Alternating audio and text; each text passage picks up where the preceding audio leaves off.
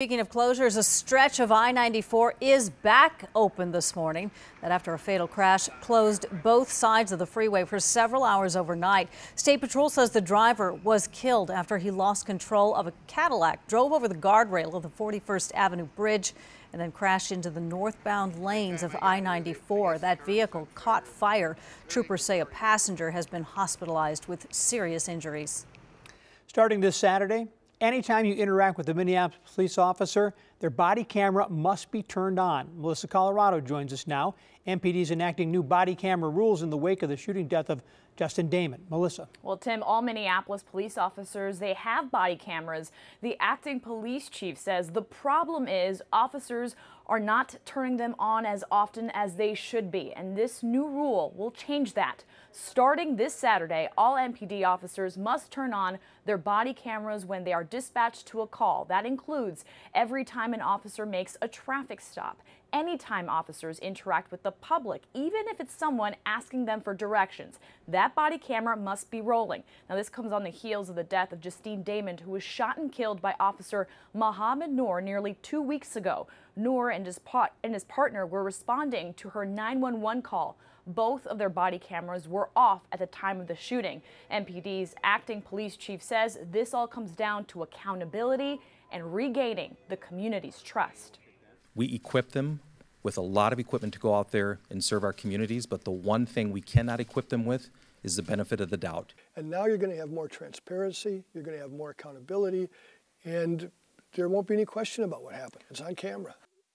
And that is Mike Quinn, who you just heard from. He's a former MPD officer who is now an ethics trainer. And the new policy is already getting some pushback from the leader of the Minneapolis Police Union. Lieutenant Bob Kroll thinks the new rules are rushed and politically motivated by the city's mayor. Kroll sent us this statement saying only the interactions taken at the call should be recorded. We need to leave politics out of policing. And officers will be able to look at the footage from their body cameras, but they will not have the ability to delete or alter video in any way. Kim? Melissa, thank you. The former principal of Chanhassen High School, Timothy Dorway, is staring down a 5-year prison sentence today for possessing child pornography. I cannot easily put into words the remorse and sorrow I have for committing these crimes. Dorway learned his fate yesterday, blaming job stress for his sex addiction. Dorway argued he shouldn't have to go to prison, says he's been going to treatment. Dorway will spend 40 months in prison, 20 more on supervised release, and then he'll have to register as a sex offender. A former high school music teacher is charged with having sex with a student. Dakota County prosecutors also accused 31-year-old Christine Funk of sending semi-nude photos of herself to the teen at Henry Sibley High School. Authorities say the teen told them sexual relations occurred multiple times. Sven? Yeah, the city of Cottage Grove, my hometown, has declared a state of emergency after severe weather ripped through the area yesterday morning. Heavy rains and high winds caused a surprising amount of damage. There was a brief gust of wind there, forcing the city to enact its storm damage cleanup policy. The city has asked residents to place storm damage debris at the curb for removal. Had up to some 60-mile-an-hour wind gusts there. And Kim, you'd asked if it was unusual to have these type of tornadic storms late in the summer. Yeah. That wasn't a tornado there. Those were just some wind gusts out of the storm. But we're actually running about normal for severe weather so far this season. Our peak of the season is June, but July comes in a pretty close second to June. We've had 24 days of severe weather so far this season. 25 is the normal, but we are behind in tornadoes. 23 so far this season, 36 is the average. So kind of mixed news there. All right. Thank you, Sven. Well, it is official and not too many people are happy about it. Starting October 1st, it's going to cost you more to ride buses, light rails, and the North Star. The Met Council approving the 25-cent rate hike yesterday. Metro Mobility rides are going to cost 50 cents more. The new plan includes a break for low-income passengers. The Transit Assistance Pass will allow low-income people who qualify to ride for just $1. It's also going to cost you more if you use Southwest Transit to get to the state fair. Southwest Transit is raising its prices to $8 a ride. It'll be $5 for those 65 and older, as well as members of the military with a valid ID. Disabled veterans and children 5 and younger, they can ride for free. Southwest Transit says they had to raise rates to account for its increased costs for fuel and for staff. This is the first time it raised its fare route rate since 1998. Tim? Thank you, Alicia. St. Paul's Hillcrest Golf Club announcing that it will close this fall. The 110-acre private club first opened 96 years ago, but the owner says they don't have enough members to offset the operating costs. The Minnesota Golf Association says in the last 15 years, at least 37 golf courses have been shut down across Minnesota. The course is being sold to private developers, the owner telling the Pioneer Press it is unlikely golf will be played there after October 31st.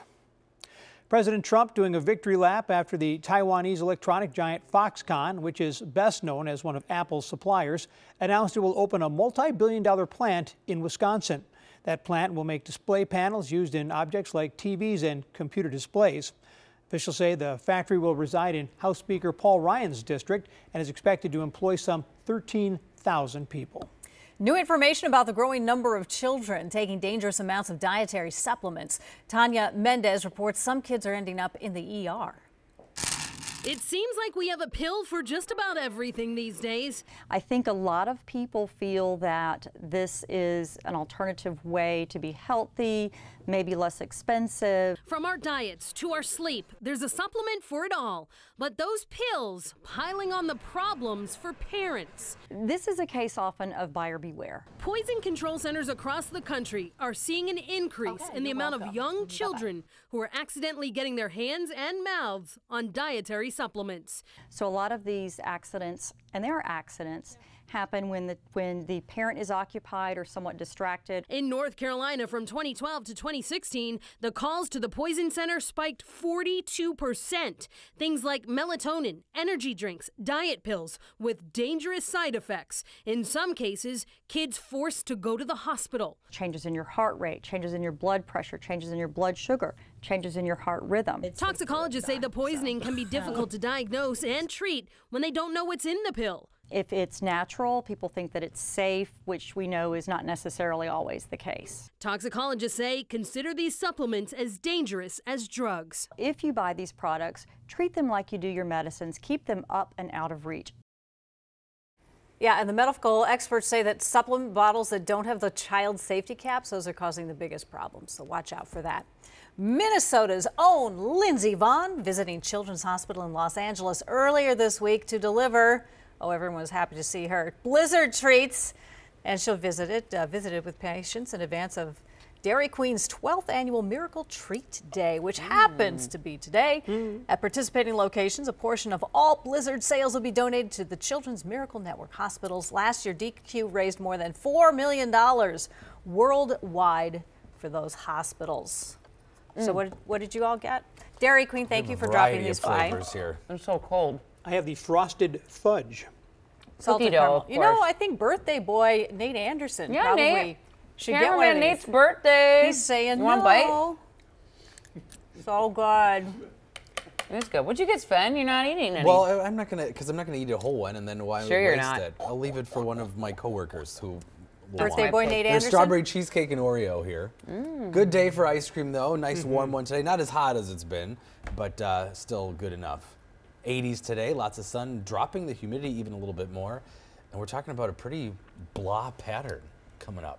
Pretty blah forecast. Yeah, blah in a good way. For now. As I eat more cookie dough ice cream here, your morning commute off to a decent start. Here's a live look at 169 near Highway 7. This is a spot where we're going to have a weekend closure between 55 and Highway 7. Just southbound 169 is going to be closed. I'll have more details on detours here coming up in just a little bit. Vikings busy with the training camp. Turns out there's a little jealousy going on. Not over skills, mind you, but mattresses. Oh, I totally get that. Not your usual wedding attire. A man forced to dress down on his big day, and he says he has Delta Airlines to thank for that. Oh. And another health scare for actress Angelina Jolie.